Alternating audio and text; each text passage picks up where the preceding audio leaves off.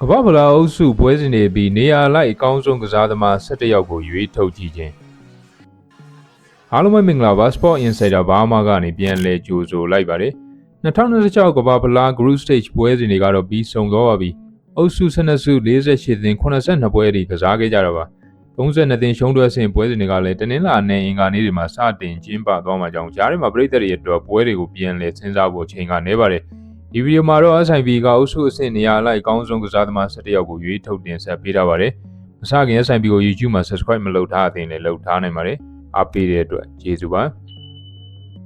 4-4 ကစားကွက်နဲ့ရွေးချယ်ထားတဲ့လူစင်း17ယောက်မှာပထမဆုံးဂိုးသမားနေရာအတွက်ရွေးချယ်ထားကြတာကကိတ်ဗာရီရဲ့ဂိုးသမားဘိုးစင်ညာပါ2026ကမ္ဘာဖလားအုပ်စုအဆင့်မှာပြည်သက်တွေကိုဖန်ဆားနိုင်ရတဲ့အသင်းကိုပြပါဆိုရင်ကိတ်ဗာရီကိုပြပါမယ်။အသင်းအောင်မြင်မှုလမ်းကြောင်းမှာ42ရွယ်ဂိုးသမားကြီးဘိုးစင်ဟာရဲ့အခန်းကဏ္ဍကလည်းရေးပါခဲ့တာပါစပိန်နဲ့ပွဲစဉ်တက်မှာအထူးလက်စွမ်းပြခဲ့ပြီး Player of the Match ရခဲ့တယ်လို့ဒုတိယပွဲစဉ်မှာဥရုဂွေးနဲ့တစ်ဖက်2ဂိုးစီတည်ကြခဲ့တဲ့အတိုင်းရေးပါတဲ့ကာကွယ်မှုတချို့တော့ပြုလုပ်နိုင်ခဲ့ပါတယ်။ Sorry နဲ့နောက်ဆုံးပွဲစဉ်မှာလည်းတည်တမတ်အနေဆုံးရဖို့လိုအပ်ခဲ့တာမှာကိတ်ဗာရီတို့ဇီးတည်နဲ့အုပ်စုဒုတိယရရှိခဲ့တာပါဒီပွဲမှာလည်းဘိုးစင်ဟာကပွဲရဲ့အကောင်းဆုံးကစားသမားတွေကတယောက်ပြဆက်လက်စွမ်းပြခဲ့ပါတယ်စပိန်ဂိုးသမားဦးနိုင်ဆိုင်မွန်ကတော့3ပွဲကစား clean sheet 3ကြိမ်ရတာပြီးဘိုစင်ဟာကတော့2ကြိမ်ရရှိထားပါတယ်ကစားသမားကအသက်40အရွယ်မှာထိပ်တန်းလက်စွမ်းပြသထားနိုင်တာကြောင့်လည်းပြည်သက်တွေကပိုသတိထားမိသွားတာပါဒါမဲ့32သင်းရှုံးထွက်ပွဲစဉ်မှာတော့မက်ဆီရဲ့အာဂျင်တီးနားနဲ့ကိတ်ဗာဒီတို့ဆက်လက်ရှင်ပြိုင်သွားဖို့ရှိနေပါတယ်ဘိုစင်ဟာနဲ့ကိတ်ဗာဒီတို့မထင်မှတ်တာတွေလုပ်ပြနိုင်မလားဆက်လက်စောင့်ကြည့်သွားမှာပါဒုတိယနေရာမှာရွေးချယ်ထားတဲ့ကစားသမားကတော့ဂါနာရဲ့ညာနောက်ခံအစွန်လူမာဗင်စင်နရာပါအင်္ဂလန်နဲ့အုပ်စတြေးလျပွဲစဉ်ပြီးဂါနာတို့ရင်ဆိုင်ခဲ့တာမှာအသင်းရဲ့ညာအစွန်ခံစစ်ကစားသမားမာဗင်စင်နရာတယောက်အကောင်းဆုံးခြေစွမ်းပြသနိုင်ခဲ့ပါတယ်ဘာစီလိုနာကိုမကြာသေးခင်ကမှယူရိုသန်း80နဲ့ပြောင်းရွှေ့ထားတဲ့အန်တိုနီဂေါ်ဒန်နဲ့ရင်ဆိုင်ခဲ့ရသည့်တိုင်ဂါနာနောက်ခံလူကအကောင်းဆုံးထိန်းချုပ်နိုင်ခဲ့တာပါအင်္ဂလန်နဲ့ပွဲကတော့မာဗင်စင်နရာအတွက်အကောင်းဆုံးဖြစ်ခဲ့ပြီးအုပ်စုပွဲစဉ်တစ်လျှောက်လည်းတည်ငြိမ်တဲ့ခြေစွမ်းကိုပြသနိုင်ခဲ့ပါတယ်ပြမတွေကိုဖျက်ထုတ်မှု18ကြိမ်အောင်မြင်ထားသလိုတဦးချင်းလူယူမှု38ကြိမ်မှာလည်း24ကြိမ်ထိအောင်မြင်ခဲ့ပါတယ်။တင်မဲ့ခြေတွေကဘောလုံးကိုအနိုင်ဆုံးထိလိုက်နိုင်တဲ့ဟန်တားလိုက်နိုင်တဲ့ထိချက်တွေမှာလည်း82ရာခိုင်နှုန်းအထိအောင်မြင်ခဲ့တာတွေ့ရပါတယ်။ဂါနာကတော့အင်္ဂလန်၊ခရိုအေးရှား၊ပနားမားတို့နဲ့အုပ်စုချက်တွေကြောက်ခဲ့သည့်အတိုင်း၄မှတ်အကောင်းဆုံးတတိယနဲ့အတူရှုံးထွက်ဆင့်ကိုတက်ရောက်လာနိုင်တာပါ။32သင်းအဆင့်မှာတော့ကိုလံဘီယာနဲ့ရင်ဆိုင်သွားပါမယ်။နောက်ထပ်ရွေးချယ်ထားတဲ့တယောက်ကတော့ကိတ်ဗာဒီရဲ့ဘိုးခံစစ်ကစားသမားဒီနေဘော့ချ်ပါကိတ်ဗာရီရဲ့သမိုင်းဝင်အောင်ပွဲမှာနောက်ထပ်အသိအမှတ်ပြုရမယ့်ကစားသမားအဖြစ်ဘိုးနောက်ခံလူဒီနေဘော့ချ်ကိုရွေးချယ်ထားကြပါတယ်အသင်းပေါ်ရောဘတ်လိုဘတ်စ်ကလည်းကောင်းပေမဲ့တယောက်တည်းပဲရွေးရမယ်ဆိုရင်တော့32နှစ်ရွယ်ကစားသမားဒီနေဘော့ချ်ကိုရွေးချယ်ထားတာပုံမသင့်တော်နေပါတယ်အုပ်စုပွဲစဉ်တစ်လျှောက်ရှင်းထုတ်မှု32ကြိမ်ပြုလုပ်နိုင်ခဲ့ပြီးဒီအပိုင်းမှာဒုတိယအများဆုံးကစားသမားဖြစ်ခဲ့ပါတယ်တဦးချင်းရင်ဆိုင်မှုအကြိမ်20နဲ့အထက်ပြုလုပ်ထားတဲ့ကစားသမားတွေတဲ့အောင်မြင်မှုရာခိုင်နှုန်း68နဲ့ဒီအပိုင်းမှာလည်းဒီနေဘော့ချ်ထက်ပိုကောင်းတာ4ယောက်ပဲရှိထားပါတယ်ကစားသမားကဂိတ်ဗာရီရဲ့ခံစစ်လိုင်းမှာဂိုးပေါက်ရှိမှအချင်းချင်းဖျက်ထုတ်မှုတွေပြုလုပ်ခဲ့ပြီးအသင်းကို32သင်းရှုံးထွက်အဆင့်ထိပို့ဆောင်ပေးထားနိုင်ပါတယ်။နောက်ထပ်တစ်ယောက်ကတော့စပိန်ရဲ့ဗဟိုခံစစ်ကစားသမားပါဦးကူဘာစစ်ပါ။အငင်းပွားစရာတချို့ရှိကောင်းရှိနိုင်ပေမဲ့စပိန်အသင်းရဲ့19နှစ်ရွယ်ဗဟိုနောက်ခံလူပါဦးကူဘာစစ်တယောက်ကမ္ဘာဖလားအုပ်စုပွဲစဉ်တွေမှာစူပါစတာခြေစွမ်းမျိုးပြသနိုင်ခဲ့ပါတယ်။ဒီသဖြင့်ဘောလုံးလမ်းကြောင်းတွဲဆနိုင်မှုမြန်နှုံးမြင့်လိုက်လံဆယ်ယူနိုင်မှုတွေကတိတိကျကျကိုကောင်းမွန်နေတာပါ။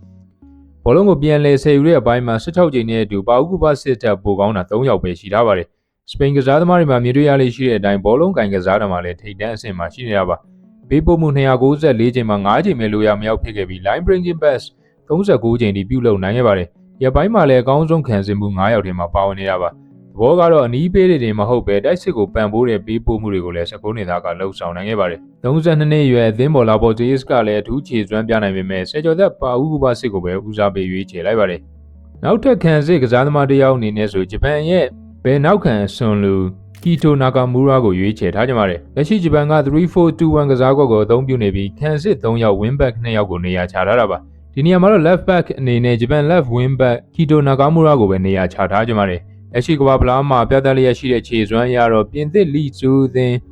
Rams မှာကစားနေတဲ့ဂျပန်သားအနေနဲ့နောက်ရာသီမှာပိုကောင်းတဲ့အသင်းကိုရောက်ရှိသွားနိုင်တာပါ။နယ်သာလန်နဲ့တူတူသေးကြတဲ့ပွဲမှာဂျပန်အတွက်အဖွင့်ဂိုးသွင်းပေးနိုင်ခဲ့တယ်လို့ဘယ်ကျန်းတစ်လျှောက်လင်းမြန်မှုတိုက်စစ်လိုက်ပါနိုင်မှုတွေနဲ့အသင်းကိုအကျိုးပြုနေပါတယ်။ဒါအပြင်တူနီးရှားကို၄ဂိုးပြတ်နိုင်ရတဲ့ပွဲမှာလည်းအသင်းပေါ်ဒိုင်းချီခါမာရာအတွက်အဖွင့်ဂိုးကိုနာကာမူရာဖန်တီးပေးနိုင်ခဲ့တာပါ။ Dribbles 9ကြိမ်ကြိုးစားတာမှာလည်း9ကြိမ်ထိအောင်မြင်ထားပါတယ်။အခွင့်အရေးဖန်တီးမှု4ကြိမ်ဂိုးပေါက်ကန်သွင်းမှု9ကြိမ်ထိလည်းပြုလုပ်ထားနိုင်ပြီးဂျပန်အတွက်အုပ်စုပွဲစဉ်တစ်လျှောက်အထူးခြေစွမ်းပြသထားနိုင်ပါတယ်။ ကွင်းလယ်2ယောက်နေရာကိုရောက်ရှိလာပါပြီပထမဆုံးရွေးချယ်ထားကြတာက United States ရဲ့ကွင်းလယ်ကစားသမား Weston McKennie ပါ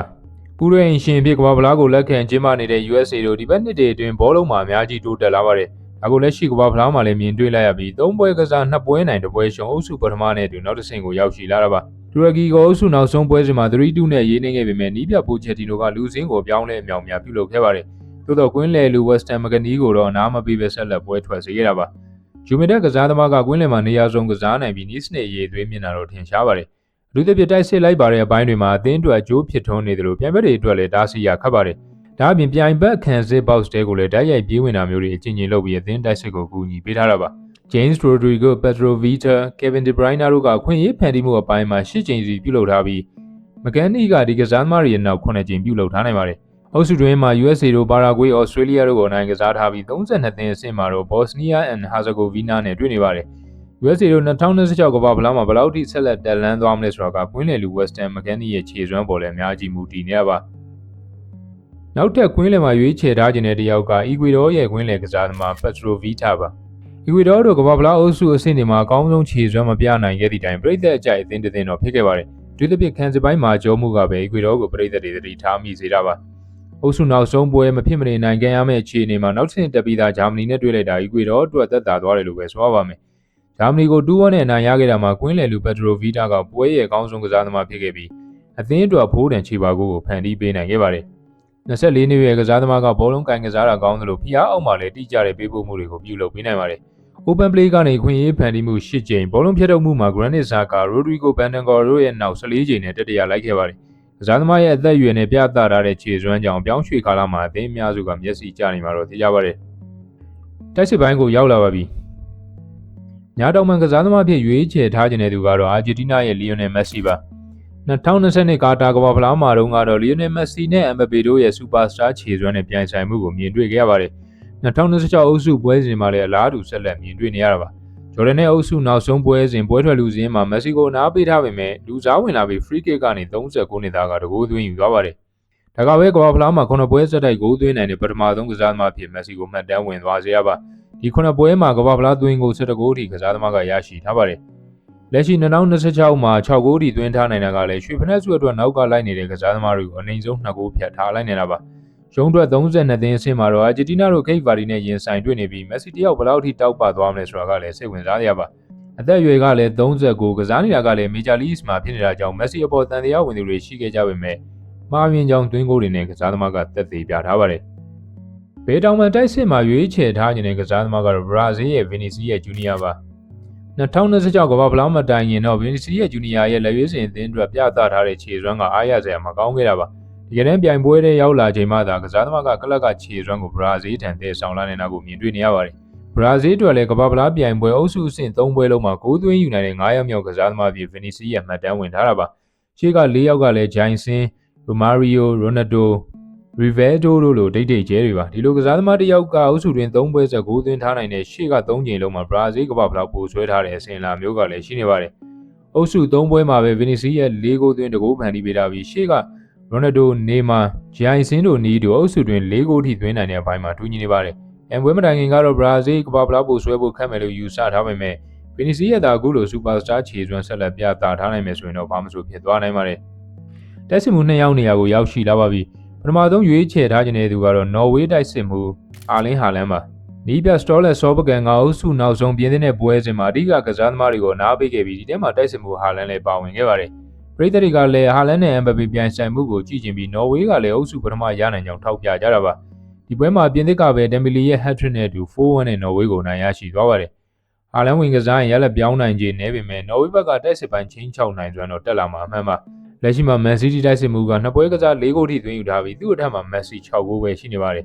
expected goal ratio မှာ 2.68 ကနေလည်း4ဂိုးရထားတဲ့ကြောင့်ဒီအပိုင်းမှာလည်းအားကောင်းနေရပါကန်ချက်ကိုအဖြစ်ပြောင်းလဲနိုင်စွမ်းမှာ40%ရှိနေပြီးဒီအပိုင်းမှာလည်း9ယောက်မြောက်ကောင်းဆုံးကစားသမားဖြစ်နေပါတယ်။ဟာလန်ကချုံးထွက်အဆင့်မှာပုံမှုခြေစွမ်းပြနိုင်မှုပြတ်မှတ်ထားနေပြီး32သင်းအဆင့်မှာတော့အာဖရိကခြေဆိုင် Ivory Coast နဲ့တွေ့နေပါတယ်။နောက်ထပ်တိုက်စစ်မှုတစ်ယောက်အနေနဲ့ရွေးချယ်ထားကြတာကပြင်သစ်ရဲ့ Mbappe ပါ။လက်ရှိကမ္ဘာဖလားရင်အားကောင်းဆုံးအသင်းကပိုင်ဆိုင်ထားတဲ့အကောင်းဆုံးကစားသမားကိုပြပါဆိုရင်တော့ Mbappe ကိုပဲပြပါမယ်။ပွဲဥအတွက်စီနီဂေါနဲ့ပွဲမှာ2ဂိုး၊အီရတ်နဲ့ပွဲမှာ2ဂိုးသွင်းပြီးနောက်က ကမ္ဘာဖလားပြိုင်ပွဲ3ချိန်ဆက်2ဂိုးနဲ့အထက်သွင်းနိုင်တဲ့4ယောက်မြောက်ကစားသမားအဖြစ် MBA မှတ်တမ်းဝင်သွားပါတယ်။လက်ရှိကမ္ဘာဖလားသမိုင်းတစ်လျှောက်ကိုသွင်းအများဆုံးစာရင်းမှာလည်း Messi 19ဂိုးရဲ့နောက်16ဂိုးနဲ့ MBA ရပ်တည်နေရပါ။နော်ဝေးနဲ့အုပ်စုနောက်ဆုံးပွဲစဉ်မှာဂိုးမသွင်းနိုင်ခဲ့ပေမဲ့အသင်းပေါ် Osmani Dembele ရဲ့သွင်းဂိုး2ဂိုးကိုတော့ဖန်တီးပေးနိုင်ခဲ့ပါတယ်။2026ကမ္ဘာဖလားမှာဂိုးပေါင်ပတ်သက်မှုအများဆုံးလုပ်ထားနိုင်တဲ့ကစားသမားတွေထဲ